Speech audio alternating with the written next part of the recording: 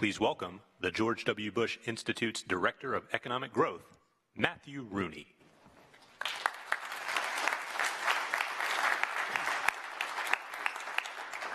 Good afternoon, everyone. My name is Matthew, and I am a globalist. But I'm not a globalist because I'm some kind of citizen of the world. I'm a globalist because I'm an American, that is, a person who was born of English and German and Irish roots in Pennsylvania, raised in California and Massachusetts, and came of age in Texas. I'm a globalist because a career as a Foreign Service officer representing our country in Europe and Africa and Latin America taught me at first hand the irresistible power of this country's positive sun understanding of the world. So as a globalist and as an American, I find it increasingly perplexing to see more and more Americans considering the two to be mutually exclusive, as though globalization were some kind of threat to our identity as Americans, as though globalization were a game that's stacked against us that we can't possibly win. That's particularly ironic if you consider that globalization as it exists today is actually an American idea. It started in American diplomacy in the years after the Second World War, and in fact took on critical mass at what I would argue is a very precisely identifiable point in time. 9:30 p.m. Central European time on November 9th, 1989. At that moment, the East German government declared that East Germans were free to travel. At that moment, the Berlin Wall was reduced to an artifact, and the Cold War was over. It was a great victory for the United States, and a great opportunity. Billions of people who had walled themselves off from the global economy tore down those walls, literally, and reached for the prosperity that we had told them the global economy could provide. The United States responded to this unique opportunity with a whole series of proposals for how to organize this post-Cold War global economy. WTO, NAFTA. All of these proposals which shaped that environment, rooted in American practices and American principles. In effect, those billions of newly freed people did what we had been advising them to do for most of a century. They worked, they invented, they manufactured, they imported, they exported, they competed. And it worked. Across the world, governments withdrew from vast swaths of the marketplace. Consumer and entrepreneurial freedom rose like a tide, and billions of people were lifted out of poverty. And then came September 15th, 2008. That day and the crisis that followed and the recession that followed was a vast human tragedy. And it left many people around the world and around the United States wondering if maybe the American model's played out. We'd had a good run, but maybe the Chinese model of neo-mercantilist, state-led capitalism is better suited to the realities of today, where Xi Jinping is all of a sudden president for life. Here at the Bush Institute, we don't think so. We've looked at the globalization process since NAFTA was signed. We've looked at its ability and its impacts on our ability to thrive and grow as an economy, to create jobs, and to compete in the international marketplace. We've looked at the impact of immigrants on our economy. And we see a largely positive picture of rising prosperity driven by stable demographics and innovation and productivity. But we recognize that there are many people in this country who don't see it that way. And we recognize it is incumbent upon us to offer a considered response. So in an effort to do that, as Ken Hirsch mentioned earlier today, we have joined together with our friends at Southern Methodist University to form the Bush Institute SMU Economic Growth Initiative.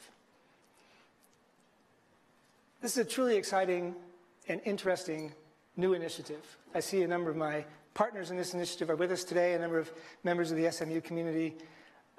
We're going to come together and we're going to take the Bush Institute's action-oriented approach to policy, our extraordinary ability to convene, which we're seeing here today, and the economic scholarship and excellence of SMU, and use that to offer solutions, policy solutions, for how to promote domestic economic growth and strengthen our international competitiveness as a nation.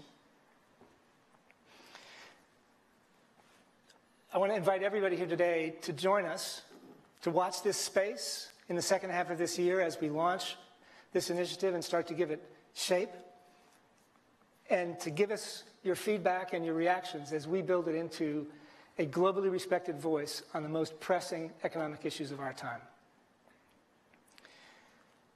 On the subject of the most pressing economic issues of our time, the conversation that we'd like to have this afternoon engages some of the most respected leading voices on these issues of our country. We're joined this afternoon by Ben Bernanke, a former chair of the Federal Reserve, who today is a distinguished visiting fellow in residence at the Brookings Institution; Hank Paulson, former Secretary of the Treasury and CEO of Goldman Sachs, who is chairman of the Paulson Institute at the University of Chicago; Ed Lazier, formerly chairman of the Council of Economic Advisors, who is a senior fellow at the Hoover Institution and a professor of economics at the Stanford Graduate School of Business. And we're delighted to have today, to moderate our conversation, Terence Duffy, CEO of CME Group, the world's leading and most diverse derivatives marketplace. Gentlemen, the floor is yours.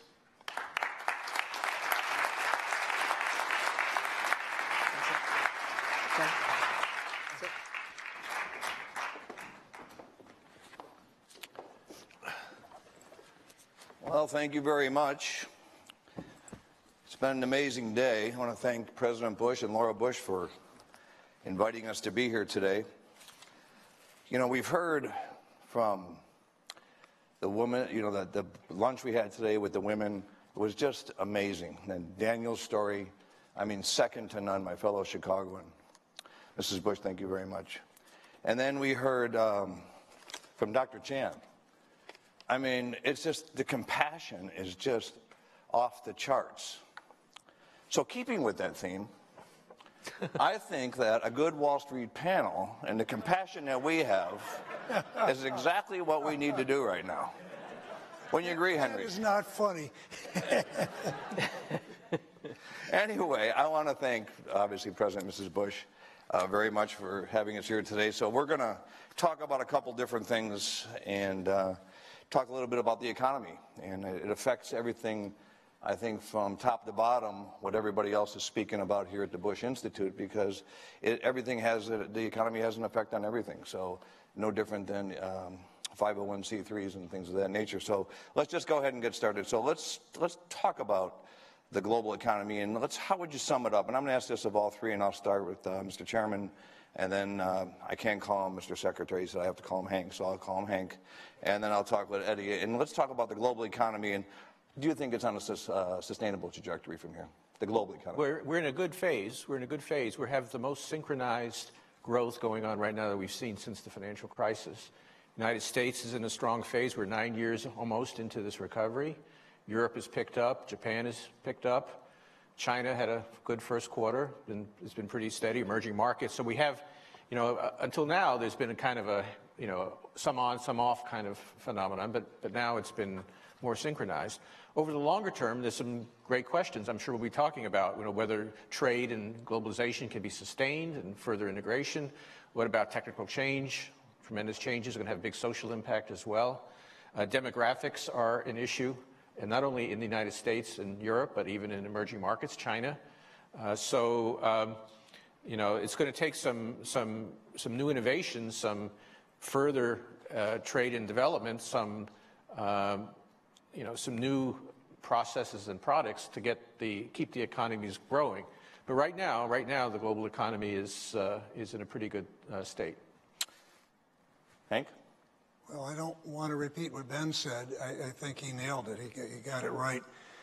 I think the only thing I would add is I spend a lot of time with business, and when I talk with CEOs of global companies, I've had a number of them say they can't think back over any time over the last 10, 15 years when they've seen anything as attractive as they're looking at right now, because all parts of the world, or most parts, seem to be really firing on all cylinders, and so it's a terrifically positive environment. But the sorts of things I worry about that Ben didn't mention, I think he hit most of them, but the things that I worry about a bit are not just rising protectionism, but higher levels of government debt around the world. And if and when there's a downturn, because there will be a downturn, policymakers aren't going to have as much macroeconomic flexibility in terms of lowering interest rates or fiscal stimulus. And so there's plenty of potential challenges, but right now it looks pretty darn good. Eddie, how about your take on the global economy and the sustainability of it? Well, I certainly agree that we're in a good place right now. The one thing I would say is that what we're looking at right now is not what we'll see in the future, that there will definitely be change. So if we think about the economies right now in the world that are growing most rapidly, obviously China continues to grow even though its growth rate has fallen off from where it was at the peak. India is still growing at a high rate. But those economies, which of course represent the largest populations in the world, will slow down. At the same time, other economies are going to pick up. So, for example, if we look at parts of the world that we think of as not having grown very rapidly in the past, like Africa, are now seeing pretty significant growth. So, for example, you take countries like Tanzania, Ethiopia, they have growth rates of around 10%. So we're going to be looking at a world that looks quite different even 1 or 2 decades out from now from the one that we see today. The one thing, Hank issued some cautions, and I'll issue some as well. One of the things we know, at least from people who have studied growth and looked at what are the components that feed into higher growth rates around the world, tend to be a number of factors, 3 of which that are most important are education, have to have high levels of education and increasing levels of education, rule of law and individual freedom would be the second, and then the third would be having an open economy and in particular an interest and attention to markets in general. Those are essentially political issues in terms of whether we can count on those things being sustained in the future. President Bush always said I wasn't allowed to talk about politics, so I'm not going to give you a prediction on that. But I think those are the factors that we need to be thinking about for the future. Wonderful. You know, Hank, you talked a moment ago about protectionism, so that will kind of lead me into the topic here. We see a lot of nationalism and populism manifesting, you know, in different ways around the world, whether it's the Brexit situation, whether it's elections, you know, United States or abroad. There seems to be a very populist viewpoint that are coming out of a lot of the different elections and decisions being made. Do these developments pose serious threats to the global economy? And I'll ask this, and maybe also of you, Mr. Chairman. Well, Terry, of course they do. And as I look at it, if I look at it more broadly, I see the global economy, the world changing faster than our ability to govern it. And then when I look at individual economies, I think the modern, you know, economies pose challenges that our policies aren't really responding to. And so the key is how do you develop policies that work in today's modern world? And this is ultimately a political decision. So it's a decision that authoritarian governments are dealing with, China and so on. Their present policies aren't going to really work in the future. They're going to need to keep changing them. And of course, our Western democracies have these problems. So we have big groups of people that feel disaffected by the pace of change. They've been left behind. And so we have, you know, this is where populism comes from, nativism, nationalism. And so the challenge really is a political challenge. It's a chicken or an egg. The political situation is created by, you know, unhappy, disaffected people. And then, of course, that creates a political systems that make it hard to respond with the right policy response. So it's in many ways political issues are economic issues and vice versa. And so those are the enemies, and I think that's one of the biggest risks, particularly we face in the West. Mr. Chairman? So the integration of the global economy, the expansion of trade, expansion of human movement, immigration is not going to be reversed. This is pretty much here to stay, but on the margin, it can be affected, with political resistance and populist and nativist policies. So, and that in turn can be costly, and it can slow growth. It can disrupt markets. We've seen how markets have responded to some of the discussions of trade wars, for example. So I agree with Hank, which I think the premise is that if you want people to accept change, if you want people to accept, the tremendous dynamism that a global economy has, you got to help them adapt to change. You got to make it a little bit less scary, and I think there is a case for helping people adapt, whether it's through allowing them to get their skills that they need, or helping them to move from one area to another where the jobs are. I think from a self-preservation perspective, if you want to preserve the dynamism of the global economy, you got to make people able and willing to accept that dynamism. Right. Eddie, let me follow up with you just a little bit on that. Do you think that education and training would help as it relates to some of these populist trends that we're seeing? Well, I'm always in favor of education and training, since that's what I sell. Right. But going back to the points that were made by Ben and Hank, I think those are right on. And there's no doubt that education and training helps, but education and training, remember, is a long-run kind of investment. It's not a short-run investment. And the reason for that is that if you start, even if we were to reform all of our schools along the lines of what Dr. Chan was talking about in the last session, and we were tremendously successful, you're still talking about that happening a generation later, because it takes time for that to move its way into the economy.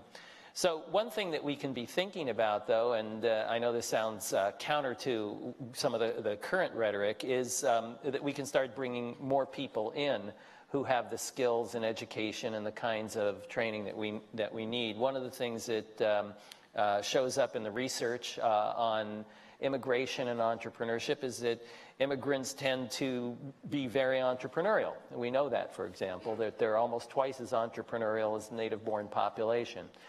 So there are things that we can do that will at least facilitate some of these transitions in the short run. Again, those are political kinds of considerations, and it's easier said than done, but they're certainly things we should be thinking about. I would just add that some of the things you can do have maybe a better short-run payoff if they help with transitions. If you help retrain, help people move, if you have apprenticeships, technical training of various kinds. I mean, there are some patches you can do, but clearly you want to try to address the long-run issues of appropriate skills for the workforce and so on. Absolutely. Yeah. Wonderful. Hank, you talked earlier about China. You mentioned it. You didn't really talk about it, but let's talk a little bit about China. You initiated the U.S.-China Strategic Economic Dialogue. That was an early effort by the U.S. to persuade Chinese government to reduce their role in the Chinese economy and more fully embrace global markets. So a couple questions. How do you think that's going, for starters? And then I'm going to follow up with two more. Well, how do you think the dialogue is going, or China's going? Yeah, both. So I'm going to make one point that I think most people in this room understand, but that when we look at this century, that I believe more than anything else, how the U.S. figures it out to deal with a rising China, and how China and the U.S. deal with each other, is going to be the factor that more than anything else shapes the geopolitical landscape we have in the 21st century. And when we deal with China, we have to remember we're not dealing today with the same China we dealt with, even 4 or 5 years ago. We're dealing with a China that is much more assertive. We're dealing with a China that is in many ways a strategic competitor. It's an economic competitor. We don't have to shy away from admitting that or saying that. It's a China that's got the capacity and the reach to advance its own interests in longstanding spheres of United States influence. So that is the perspective in which we need to look at China. And I think the most important thing that we need to do is to not be afraid of competition, to recognize that despite the competition, China and the U.S. have many shared interests. We're not going to solve the major global problems we have, and everything from nuclear proliferation to climate change to, we could go on, and unless we find common ground with China. So we need to figure out how to find common ground at the same time we compete. That's number one. Number two, I think we need to work with our allies. You know, I'll talk about something that's near and dear to my heart, which is China opening up economically. These current tensions come from the fact that for the last 10 years, China has been very slow to open up. And so they haven't provided a level playing field for U.S. companies to compete. And it's not right, and it's creating a lot of problems. We will be much more successful in our efforts if we worked with our allies. We worked with our allies in Japan and Europe and around the world. If we had an assertive agenda in Asia. If we were joined the TPP. Now, we've missed that opportunity, but we still can join the TPP, so we'd have a positive agenda in Asia. I think the third thing I would say is the onus is on us, I think, to raise our own game, to fix our economic problems at home, to be strong economically, militarily, and diplomatically, because I think the Chinese, like any other people, respect strength. So, again, the thing that makes me most uncomfortable is, you know, so many people today, as they look at China, what they see is they see an entrenched Communist Party, they see a more statist economic system, they see a more assertive China. They don't like it. I don't like it as an American, but it exists, and we need to figure out how to deal with it. And so many people have gone from saying, gee, you know, that China is not moving to become a democracy like us. You know, I never expected them to become a liberal democracy at home, or, you know, or Western liberals abroad, but we certainly don't need to view them as an enemy, because we can't afford another Cold War. You know, I'm going to go a little bit off script because, you know, I have a little experience of investing over there, and it seems like a lot of American companies have invested through China throughout the years, and we all have to, because they dangle a population carrot that, you know, makes people's teeth rattle, and you have to pay attention to it. But at the same time, I don't know anybody that's been very successful there throughout recent history economically as a U.S. company. Well, I would disagree with you there, because there are many global... We lost money. Many global companies that are making a lot of money in China. They're making a lot of money in China. So, but you're right in saying we haven't seen the structural reforms we need to level the playing field. So it's become harder to do business there rather than easier to do business in China. And that is what the world is crying for. You're starting to hear about reciprocity from Europe and the U.S. And I think the biggest risk I see, Terry, is this, that Europeans, people, you know, obviously Americans, are going to say, why should we keep our markets open for China and for Chinese companies if they're not going to open their markets for us? And where that would lead us would be leading us to have big parts of the global economy closed, you know, cut off from trade and investment, which would be a bad thing for both of our countries. And so, again, that is a risk I see. I think it's very, very important we push China to open its markets. Do you see them becoming more responsible as a global power? Well, economic power? I just want to also say, but we cannot lose sight of the fact that the economic relationship between the U.S. and China positively benefits us in America even today. Yeah. You know, people in their wallets, in their homes, in their businesses. I could go through many ways, but do I see them becoming what? What was your question? if they become more globally responsible economically to the rest of us. So becoming more responsible in the economic global marketplace. Listen, I think the proof is going to be in the pudding, okay? So you have a leader right now in Xi Jinping who's consolidated great power. He's got his team in place, and he's got a very strong economic team. So the positive is a potential that he now has the power to get things done and pursue reforms that are in all of our interests. But so we're going to see right now whether they open up. In China, the reformers, the pseudo-reformers, want to open up to private sector companies in China to compete with the state-owned enterprises. The real reformers want to open up to foreign competition. And I think we're going to learn a lot over the next couple of years.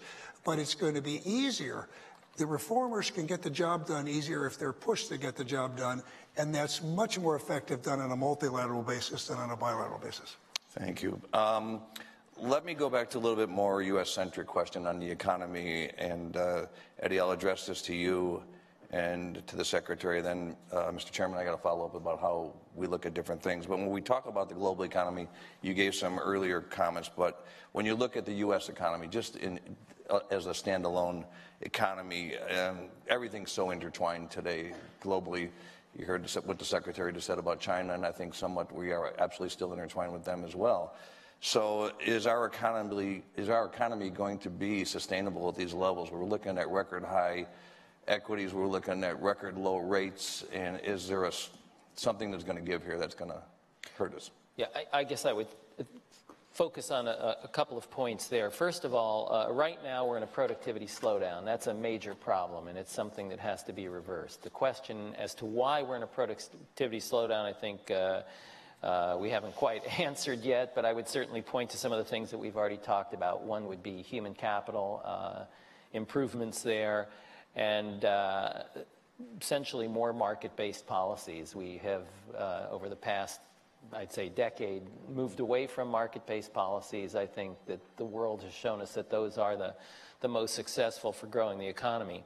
I want to come back to one of the things that Hank said, though, which is at the very beginning, he said, you know, one of the things that we have to worry about at the world level is the debt. And I think there's no doubt that if I were going to focus on the big policy issue that's going to face us over the next 20 years, it definitely has to be the debt. And the reason, and I'm talking about the United States right now, and the reason is this. If you look at CBO, Congressional Budget Office's numbers, and you project out even 2 decades, what you're talking about is running a deficit of about 10% per year. So in order to close that gap, we would have to increase taxes across the board, not just taxes on the rich, this is across the board, by about 50%. If we were to increase taxes by 50%, that would have absolutely devastating effects on economic growth and on activity. So those are the problems. Now, there are some good things that we have going for us, and let me end on a somewhat more optimistic note. The United States has outgrown our G7 neighbors for a long period of time, and we've done so primarily for 3 reasons. The first is that we work hard. So if you look at the average hours of work among Americans versus our G7 friends and competitors, we work, for example, we work 1,100 hours per person in the working age population. In Italy, it's less than 800 hours, and that's true across the board. We're at the top. This second thing we do is we actually have low taxes, despite the fact that we all think our taxes are too high. They are really quite low relative to the rest of the developed economies. Again, if you looked at France, it's 45%. For us, it's about 25% of the economy. And then the third, and this is an important one, is that we do a very good job of integrating our immigrants. And while that, again, sounds kind of backwards given the current rhetoric, one of the ways to see that is if you look at the unemployment rates among immigrants versus unemployment rates among the native-born population. In every G7 country except for the United States, the unemployment rates are higher for immigrants than it is among the native-born population. So, for example, in Germany, it's almost double. In the U.S., immigrants actually have lower unemployment rates than the native-born population. So obviously that's not the only measure of integration, but it does give you an indication that our immigrants are here to work and they're actually successful at getting jobs. Thank you. Hank, do you want to add to that at all? About the U.S. economy? I've got nothing to add. It was, I thought, very good. It's the beauty of being up here with all these smart guys. No, I guess I will add one thing. Yes, sir. Despite all that, I would say this. I don't think our democracy is going to work. I don't think our political system is going to work unless we figure out how to have growth be more inclusive. We can't leave so many people behind. We have still big numbers of working age people not working. Given the opioid problem, given high levels of incarceration, and given income disparity, I don't think that we are going to be able to continue to grow, fix our political system unless we figure out how to deal with that. So again, to me, that is part and parcel with the debt. As Ed said, you know, we're going to have to deal with the debt. And I'd be a little bit more optimistic. I think the debt is a huge problem, but I don't think we need to fix it just with taxes. I think you can use, you know, things like means testing and other things to deal with some of our biggest problems in terms of health care and Social Security. Thank you. Mr. Chairman, we'll get into our world a little bit more here, talk about markets for a second. And you look at all the recent volatility, which is something that I deal with each and every day, but the fluctuations we're seeing in the global markets today. What do you see this path continuing on the volatility because of maybe what I outlined earlier, which are low rates, high valuations on stocks and things of that nature? So Hank and I and Eddie remember 2008. We're not impressed by the amount of volatility that you're getting here. It actually is not much different from normal right now. It's where we are in terms of volatility. So equity markets and other asset prices have gone up quite a bit. There's basically, to make a list, 3 reasons for that. One is that earnings have been very strong. The economy's been growing for a long time. Earnings have been very solid. Capital's income share has been rising. Tax rates have been cut. All that is generating more profits for firms, and that's positive for equities. Second reason is that interest rates are low, and that's not just a Fed thing. That's really seems to be a long-term issue. The 30-year bond yield right now is 3%. The markets think that low interest rates are here for a long time, and we can debate why that's so. But with very low interest rates, that means that future dividends, future profits get discounted at a lower rate. That gives you a higher present value. So that's the second reason, and unless that changes radically, that's going to continue to be a support for asset prices. And the third one is risk premiums. So risk premiums are relatively low. They're not crazy low, but they're historically on the low side, meaning that for the last few years, people have been increasingly willing to take risk and to press for yield in this environment.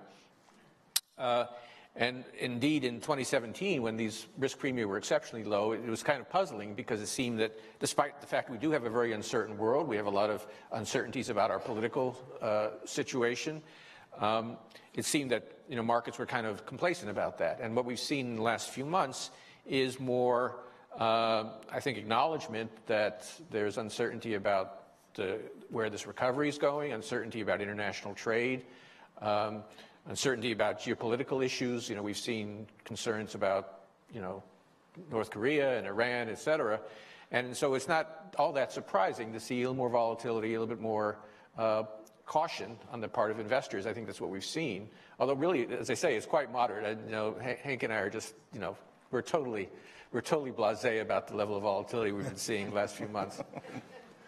Well, let's talk a little bit about what, you talked about valuations and asset prices, which it's hard to refute that because that's just a fact the way it is, the market's trading right now.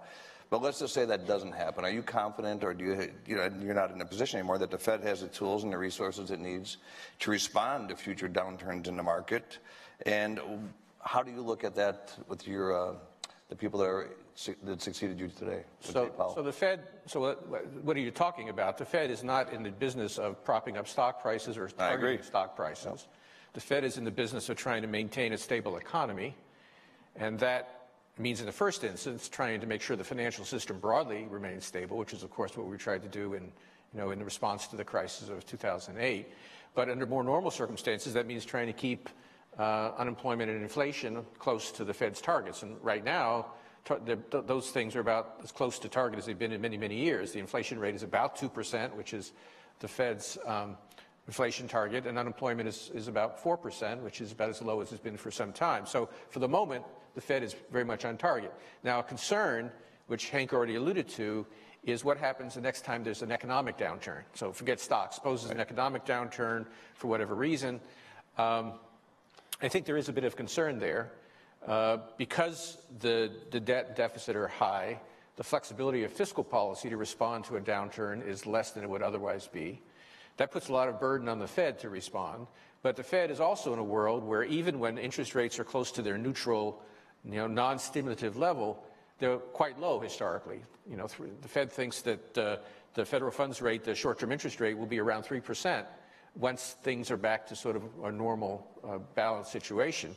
And that doesn't give the Fed much room to cut if the next time there's a slowdown. So that is an issue.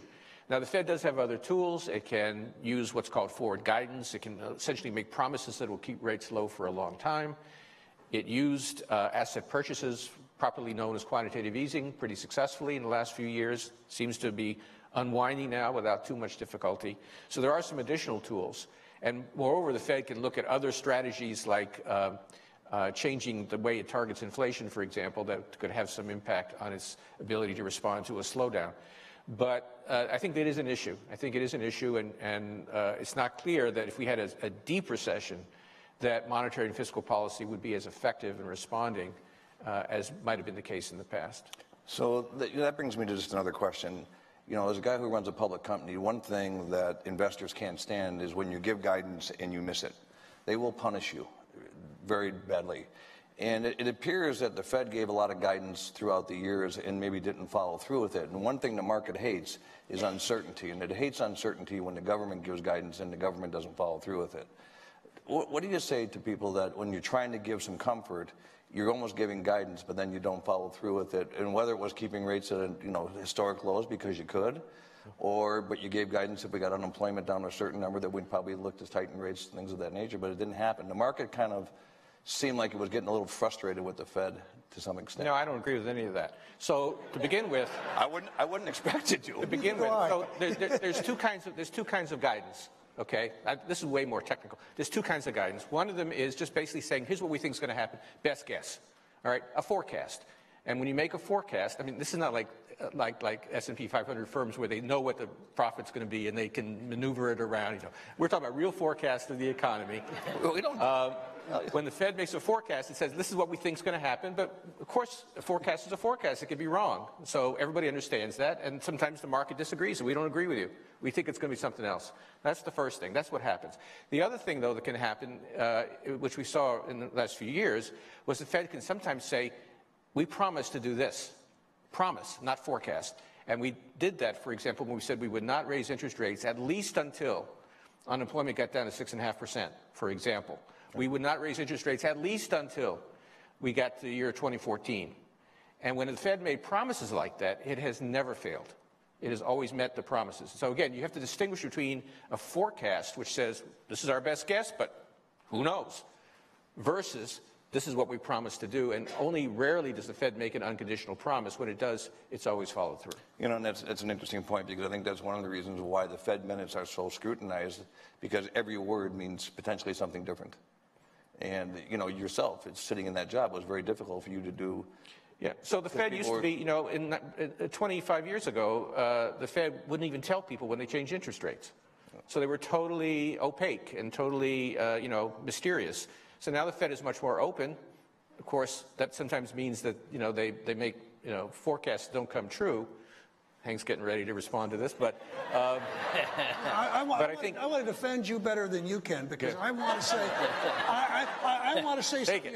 It's harder for you to say, because this country from the third quarter of 2009 grew and started growing at better than 2% while we delevered. And the courage it took, and the really unusual, extraordinary macroeconomic policy is, just look at where the United States of America is. So I couldn't agree more with Ben in saying I think the Fed said they were going to do something. A lot of people criticized them and said there's all these risks. You know, you shouldn't be doing this extraordinary monetary policy. Look at the risk. And now look at where we are. And let me tell you, he was right. And so I just think that this is he did a superb, and the Fed did a superb job of saying they were going to do something, doing what they said they were going to do, and being right.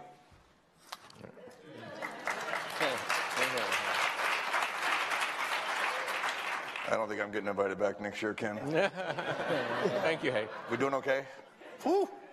These guys are getting mad at me. I'm glad they're out of office. You're regulating me right now. Yeah. Throwing a hammer at me. Anyway, I told you I get a rise out of them. Yeah. Mr. Secretary, since you told me to call you Hank, you were the first to call attention to the increasing gap between the richest and the poorest in the United States. How do you believe that gap has contributed to the state of partisan politics, if at all? Yeah, I think, Terry, I think this group is probably answered that. I even when I was still at Goldman Sachs in 2006, I was fascinated and disturbed by income disparity, not just in the U.S., but all over the world. And I really do believe that for our political system to work longer term, there has to be, it's difficult to work with that level of disparity. So obviously, it's a significant issue. It's one that predated the financial crisis. Right. There are all kinds of structural issues that were causing it. I think automation and technology, are having a major impact. And I'm not going to argue against that. And technology is doing a wonderful job of helping a lot of people, rise out of poverty. It's got great potential. But I firmly believe in the United States of America right now, it's killing more jobs than it's creating. And automation is really putting pressure, on wages. And I think this poses a huge challenge. And I would just want to say one other thing and give a call out, because I actually, wish I'd said at the beginning how honored and privileged I was to work for President Bush. He was the best boss I ever had. To me, Ben mentioned the financial crisis, the leadership and the support he showed, particularly then, is something I'm really grateful for. And one of the things I was very grateful for when I came to Treasury, he encouraged me to build relationships with Democrats and Republicans, and to really take a bipartisan approach. And he was very supportive.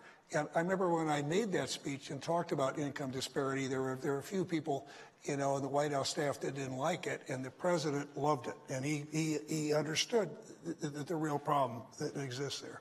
One of my favorite lines is from my dear friend Speaker Boehner, and I know he's here somewhere, but he said as Speaker, and as a leader, he said, there was never a president that did not get up every morning with the intention only to do what's in the best interest of the American people. And to me, that's saying a lot. And that's the way it should be. And I would hope that our current administration would take a little closer look at the way President Bush conducted himself for the American people. Ed, again, off script, here I go, sorry, Ken. Ed, real quick, you've done a lot of work with the labor market and workforce development. What are your thoughts on the idea of the skills gap and leaving some workers behind? And I'll have a follow-up on that, but you could just talk a little bit about the skills gap. That's quite closely related to the discussion that you're just having about income inequality. One of the things that we know is that if we look at the earnings distribution in the United States, and if we look at the educational system as it relates to the earnings distribution, one of the things that we see is that education here does pretty well for the top third of our earners. It does reasonably well for the next sixth. But actually the bottom half, we're not talking about the poor. So when we think of income inequality, what we're usually thinking about is something like, lowest 20% or lowest 30%. But it's actually, in the United States, it's actually been just the bottom half that hasn't done very well. And the question is why? And I would say, well, maybe we don't have it quite right in terms of our training. One of the things that President Bush pushed when we were all in the government was a better system for vocational training, perhaps through the community colleges.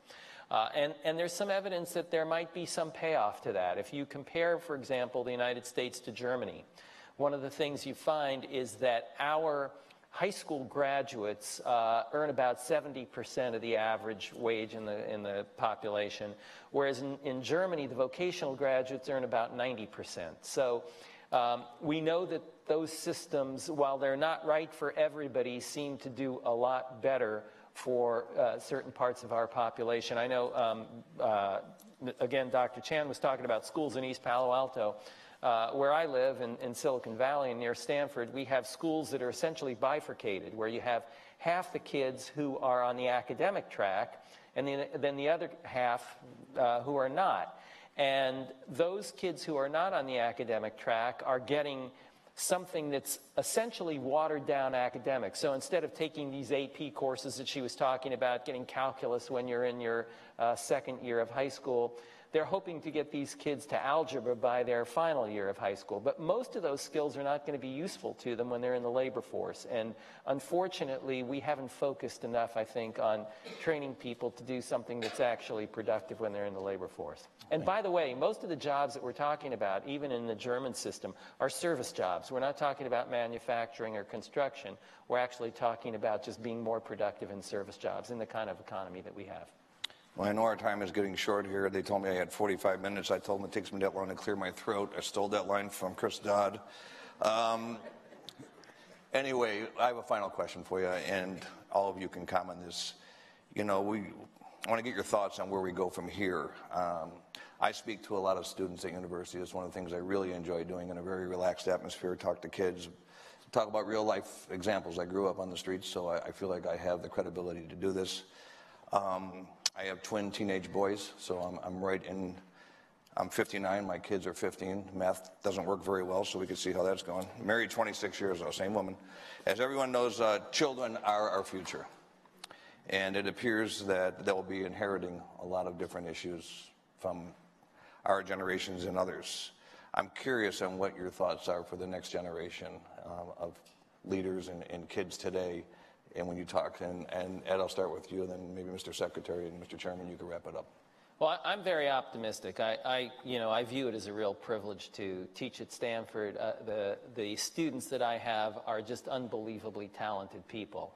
And it was true when I taught at University of Chicago, and of course, these are elite schools. But I'm not quite as pessimistic about the young generation. I think.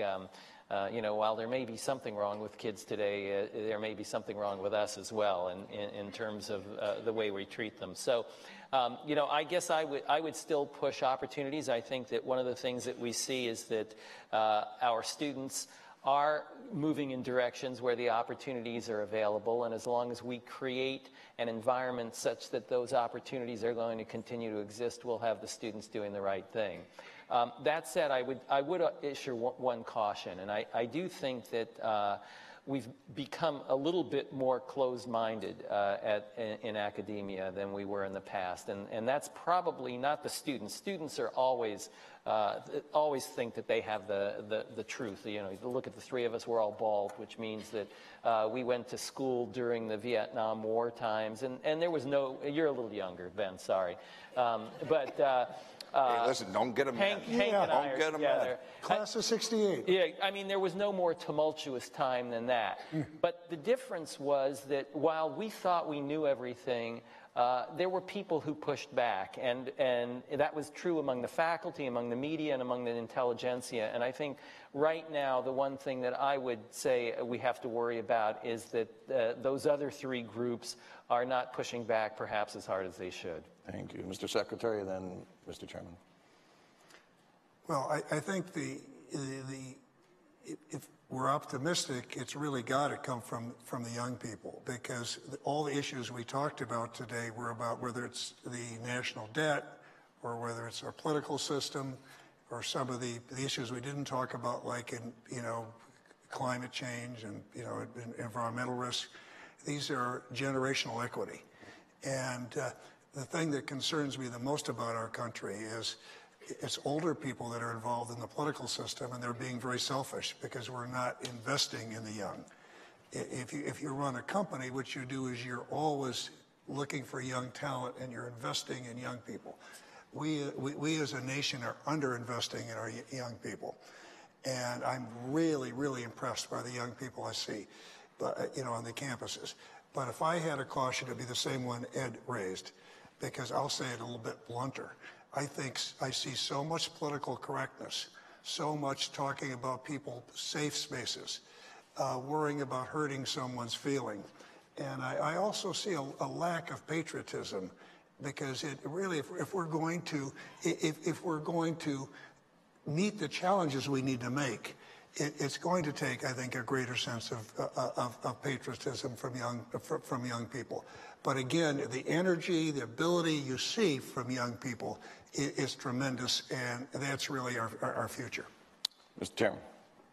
Well, I think there's an awful lot of noise which comes from the political system, and all that's very important, but there's an awful lot going on underneath, this is a very strong country, a very diverse country.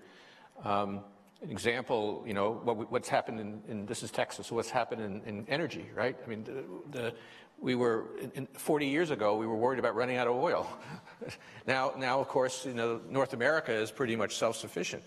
So there is a lot of ability to adapt, there's a lot of ability to make progress. I do think that there is a challenge, which is putting aside all these social issues, which are very important. I think that the progress on artificial intelligence, which could make huge changes in our economy very quickly at some point, was going to be very challenging to our political and social structure, because some people are probably going to find themselves redundant in a traditional economic sense. How are they going to adapt? Others are going to have tremendous opportunities based on these new technologies. So I think that technology, which is just beginning really to become relevant to, to the economy, is going to create some very big social and economic challenges in the next 25 years.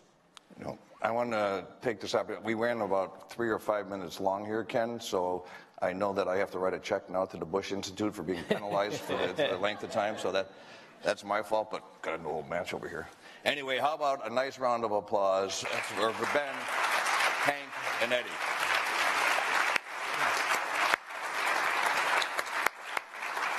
Thank you, gentlemen, for a phenomenal conversation and for your service. The country we're all...